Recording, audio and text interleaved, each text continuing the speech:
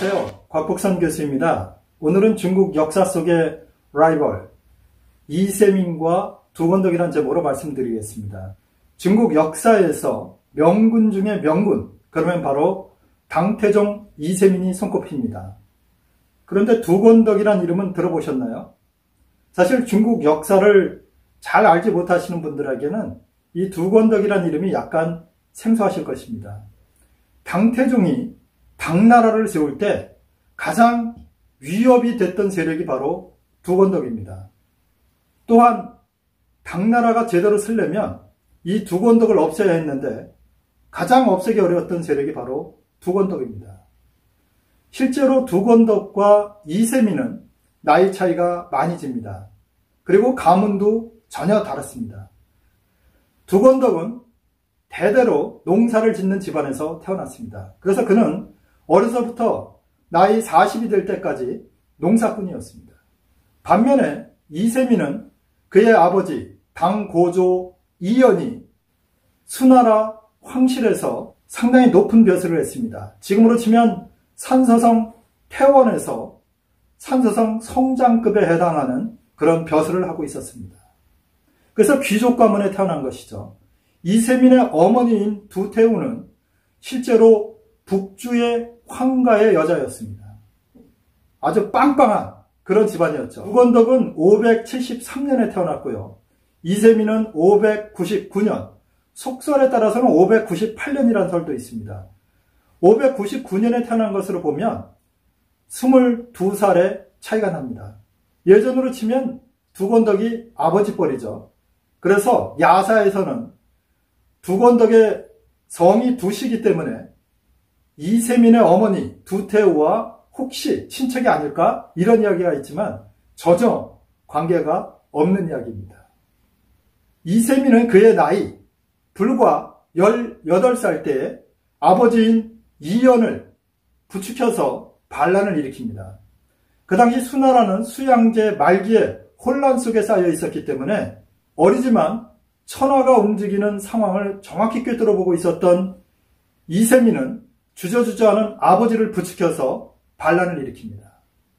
그래서 지금으로 치면 서안, 예전에는 장안이라고 그랬는데요.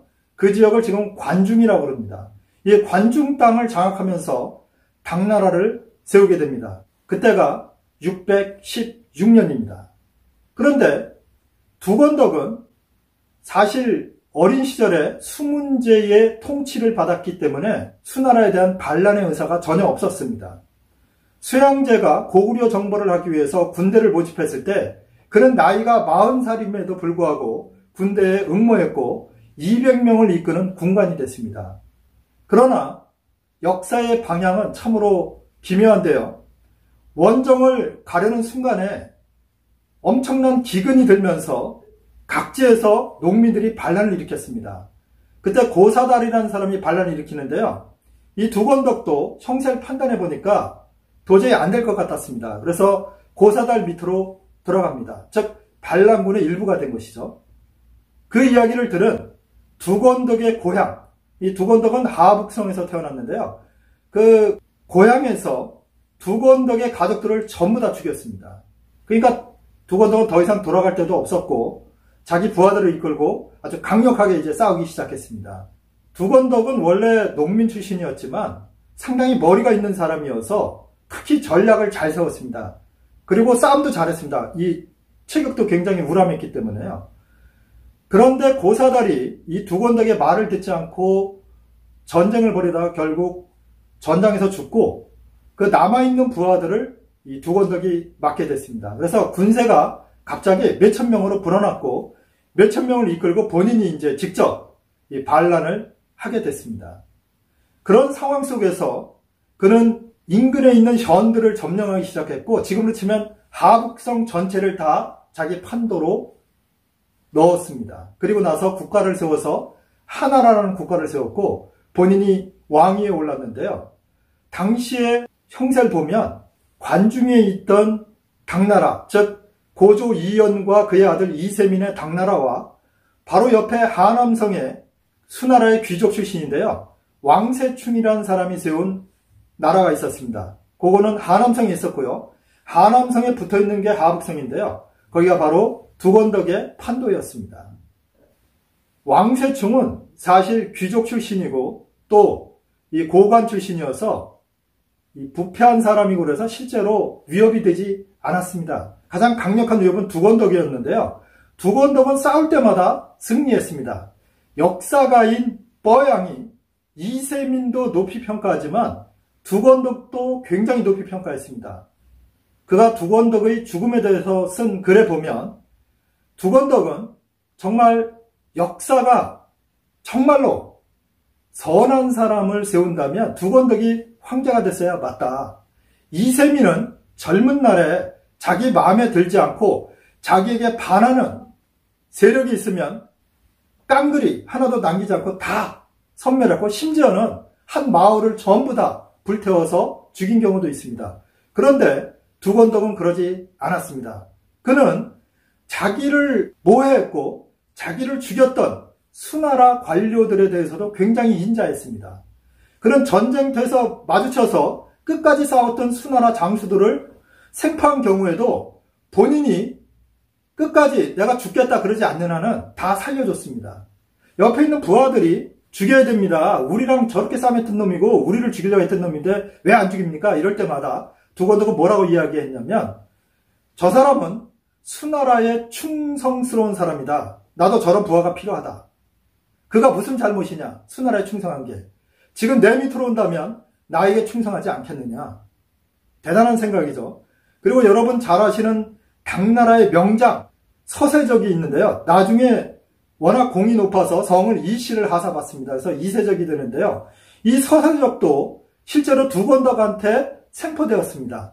그리고 그가 생포될 때에 당고조 이연, 즉 이세민의 아버지의 동생인 공주도 포로가 됐습니다.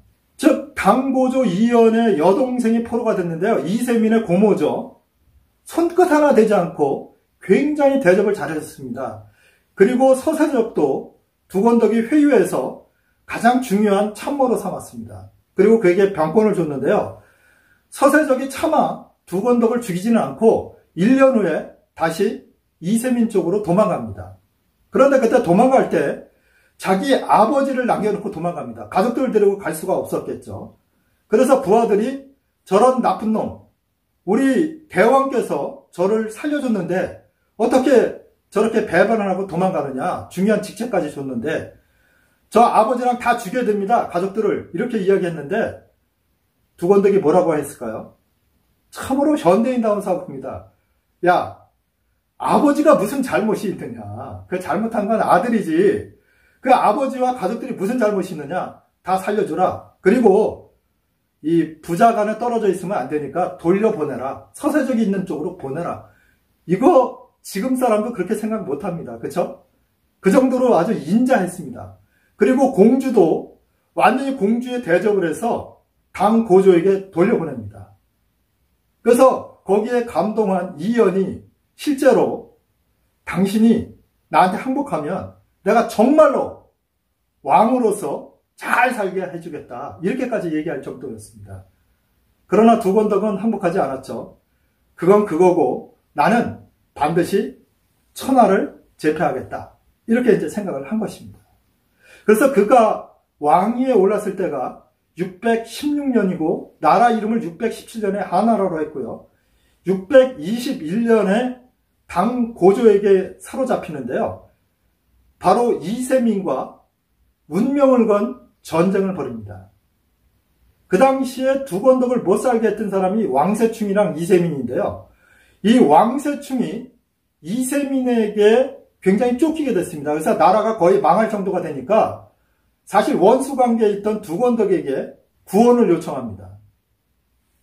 우리 같으면 안 가죠. 그런데 두건덕이 판단해 봤습니다.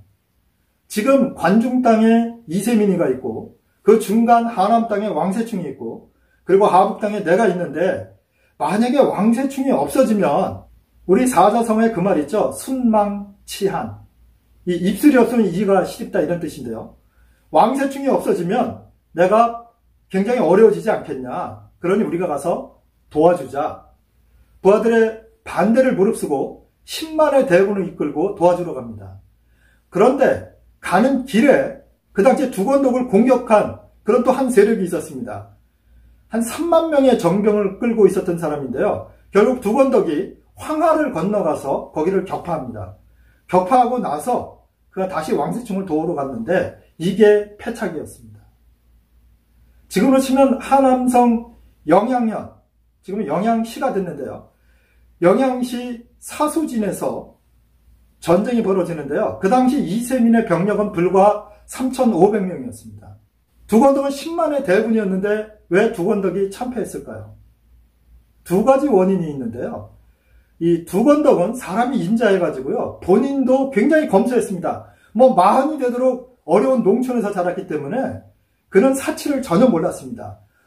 나중에 그의 부인이 된 조씨도 비단 옷을 입은 적이 없습니다. 왕이 돼서도 똑같이 궁녀들과 같이 허름한 옷을 입고 다녔고, 그리고 전쟁터에 나가면 그 부하들과 같이 막사에서 지내면서 본인이 앞장서서 전쟁을 했고, 전쟁을 해서 이기면 그 전리품을 본인은 단 하나도 갖지 않고 모든 부하들에게 나눠줬습니다.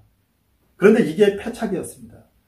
3만 명의 그 대군을 물리치고 엄청난 전리품을 얻어서 부하들에게 나눠줬는데, 다시 한번 또 전쟁을 하러 가니까 부하들 생각이 어떤 거였냐면, 정말 힘들다.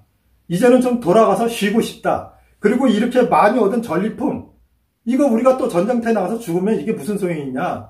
우리 좀 돌아가서 쉬고 싶다. 이런 생각을 갖고 있었고요.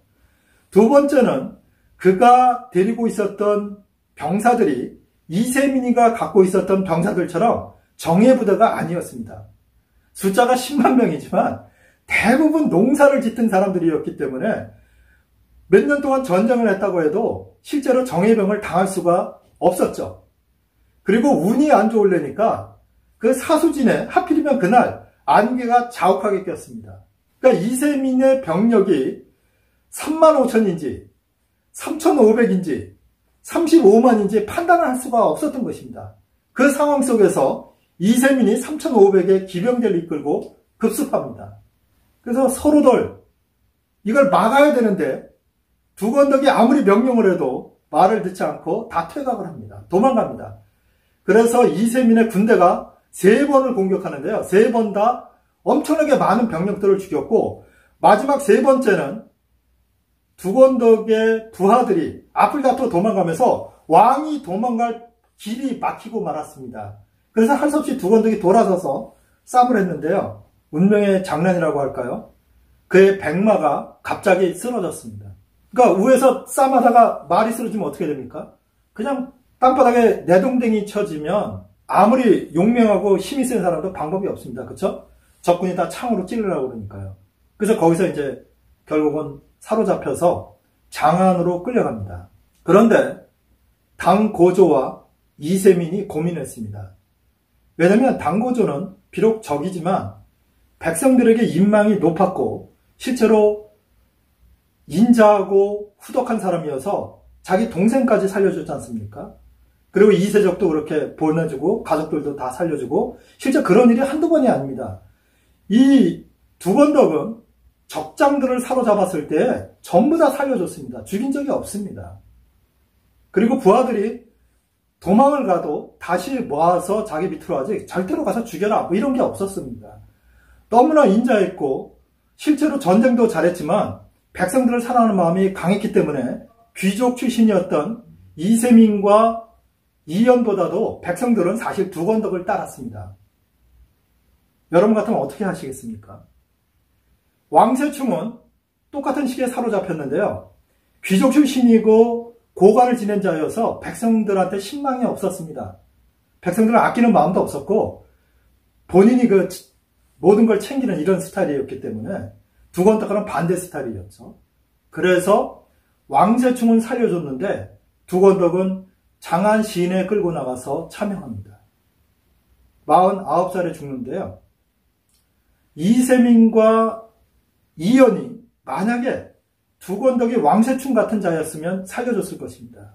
왜? 본인들도 이렇게 관용이 있고 관대하다, 인자하다는 걸 보여줬어야 되는데 가장 강력한 라이벌이자 백성들에게 가장 신망이 높았기 때문에 두건덕을 죽일 수밖에 없었던 것입니다. 그래서 역사가인 뻐양이 탄식을 합니다. 그가 쓴 자치통감 해제본인 백양왈에 두건덕의 죽음에 대해서 이렇게 쓰고 있습니다. 역사는 참으로 어찌 보면 불공평하다. 그렇게 인자하고 신망이 두텁고 백성들을 위해서 싸웠던 두건덕이 차명을 당해야 했고, 목표를 이루기 위해서는 잔인하기 그지없었던 이세민은 폐업을 이루어서 나중에 명군 중에 명군이 되었다. 이것은 역사의 아이러니이자 참으로 안타까운 일이다. 그만큼 두건덕을 높이 평가했던 것입니다. 물론 이렇게 얘기했지만 뻐양도 중국 역사에서 가장 위대한 임금, 그러면 바로 당태종을 꼽습니다. 그래서 당태종을 싫어한 건 아니고요. 다만 당태종은 18살 때 거병을 해서 그가 당나라 제국을 세우면서 수많은 전쟁을 치렀고, 그 상황 속에서 상대편을 가차없이 죽였기 때문에 사실 그 잔인성이 좀 드러났고요. 자기가 황제가 되기 위해서 현무문의 변을 일으켜서 자기 형을 직접 활로 쏴 죽이지 않습니까? 이제 이 정도의 잔인성이 있었는데 두건덕은 절대 그러지 않았습니다. 자기 가족을 죽였던 수나라 황실임에도 불구하고 그가 수양제를 위해서 수양제를 죽였던 우문화급이라는 사람을 공격해서 그를 죽여서 수양제 앞에 제사를 지냈습니다. 그리고 수양제를 높이 떠받들었습니다. 왜? 본인은 수나라의 신하였다는 것이죠. 그래서 굉장히 충성스러웠고, 그렇지만 어쩔 수 없이 반란을 일으키게 됐으며, 또 백성들을 굉장히 사랑했고, 본인은 정말 검소검약하면서 살면서 자기가 얻은 전리품을 사병들에게 전부 나눠줬고, 부인과 함께 굉장히 검소하게 살았던 두건덕, 그는 백성들이 추앙했던 사람입니다. 그러나 마지막 전쟁에서, 결정적인 전쟁에서 이세민에게 패배했는데요. 그 당시에 그의 부인과 그의 모사가 말렸습니다. 대왕, 왕세충은 우리가 도와줄 가치가 없는 자입니다. 그리고 지금 우리가 3만의 대군과 싸우고 지금 병사들이 지친 상황에서 전쟁을 일으키건 이롭지 않습니다. 그러니까 지금 일시퇴각하셔서 이세민이가 지금 신경을 못 쓰고 있는 다른 지역을 공격한 뒤에 당나라를 직접 공격하는 게 낫지 않겠습니까? 그렇게 되면 자연스럽게 이세민이 왕세충을 공격 못하고 퇴각을 할 것입니다. 이렇게 건의를 했고, 부인도 그렇게 건의를 했지만 이 두건덕은 어찌 보면 농민의 그런 우직함이 있었기 때문에 이렇게 이야기합니다. 내가 왕세충을 바로 돕겠다고 했고, 지금 왕세충이 함락당하기 일보 전인데 언제 그런 한가한 전략을 쓴단 말이오. 그리고 이제 공격해 들어갔던 것입니다. 그런데 그 전쟁은 아침 7시부터 오후 1시까지 밥도 못 먹고 무려 6시간 동안 전쟁이 지속됐기 때문에 단단히 훈련이 됐던 정예병 3,500명에게 10만의 대군이 당하지 못했던 것입니다. 그래서 이세민의 가장 강력했던 라이벌, 그리고 중국 역사 속에서 반군 중에 가장 인자했고 가장 훌륭한 사람으로 지목됐던 두건덕은 그렇게 역사 속에서 사라져갔습니다. 오늘은 우리에게 잘 알려져 있지 않았지만 중국의 명군 중에 명군인 당태종의 가장 강력한 라이벌이었던 두건덕, 이 두 사람에 대한 이야기를 드렸습니다. 다음번엔 좀 더 재미있고 유익한 이야기로 찾아뵙겠습니다. 시청해 주셔서 감사합니다.